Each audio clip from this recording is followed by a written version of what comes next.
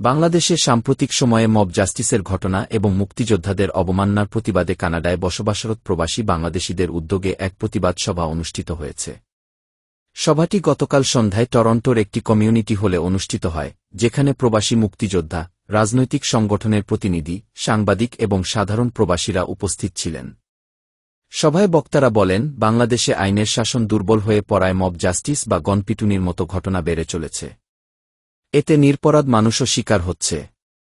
আরও উদ্বেগজনক বিষয় হল, সম্প্রতি মুক্তিযোদ্ধাদের অবমাননাকর মন্তব্য ও আচরণ প্রকাশ্যে ঘটছে, যা জাতির ইতিহাস ও গৌরবের উপর সরাসরি আঘাত। একজন প্রবাসী মুক্তিযোদ্ধা আবেগঘন কণ্ঠে বলেন, আমরা জীবন দিয়েছি দেশের জন্য, এখন দেখি সেই দেশেই আমাদের সম্মান নিয়ে ছিনিমিনি খেলা হচ্ছে। এটা শুধু ব্যক্তিগত অপমান নয়, এটা জাতির আত্মাকে আঘাত। সভায় কানাডা প্রবাসী বাংলাদেশিরা সরকারের প্রতি আহ্বান জানান, মব জাস্টিস প্রতিরোধে কঠোর আইন প্রয়োগ ও জনগণের সচেতনতা বৃদ্ধি করতে হবে। মুক্তিযোদ্ধাদের অবমাননার বিরুদ্ধে জিরো টলারেন্স নীতি নিতে হবে।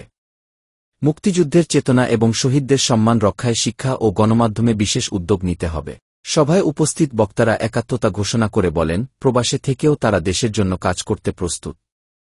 যদি প্রয়োজন হয়, আন্তর্জাতিক মানবাধিকার সংস্থার কাছে এই ইস্যুতে আবেদন করা হবে। বাংলাদেশের স্বাধীনতা সংগ্রামের মূল চালিকা শক্তি ছিল মুক্তিযোদ্ধারা। তাদের অবমাননা শুধু ইতিহাস বিকৃতি নয়, বরং প্রজন্মের কাছে ভুল বার্তা পৌঁছে দেয়। প্রবাসীদের এই প্রতিবাদ সভা প্রমাণ করে, মুক্তিযুদ্ধের সম্মান রক্ষা শুধু দেশের মানুষের দায়িত্ব নয়, বরং বিশ্বজুড়ে ছড়িয়ে থাকা প্রতিটি বাংলাদেশির দায়িত্ব।